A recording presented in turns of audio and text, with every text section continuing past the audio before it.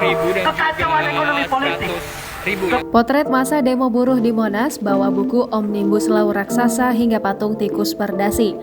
Masa buruh mulai memadati Jalan MH Tamrin, Kebon Sirih dekat gedung Badan Litbang dan Diklat Kementerian Agama pada Sabtu 21 Mei 2022. Melansir tribunjakarta.com, sekitar pukul 12.11 waktu Indonesia Barat, masa buruh mulai bersiap-siap menuju kawasan Patung Kuda. Terlihat 3 mobil komando tengah mengatur barisan massa. Masa buruh di barisan depan sebagian besar mengenakan pakaian merah bertuliskan KASBI, Kongres Aliansi Serikat Buruh Indonesia.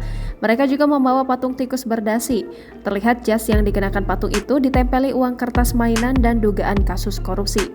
Adapun tuntutan dalam aksi ini adalah mencabut Omnibus Law Cipta Kerja, tolak revisi Undang-Undang P3, turunkan harga sembako, BBM, minyak goreng, TDL, LPG, PDAM, tol, PPN, dan pupuk. Selain itu, tolak penundaan pemilu dan perpanjangan jabatan presiden.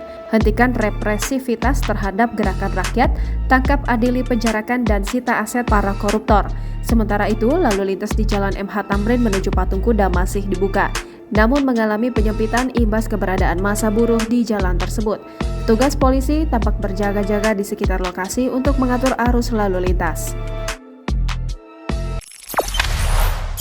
Jangan lupa subscribe, share, komen, dan like ya!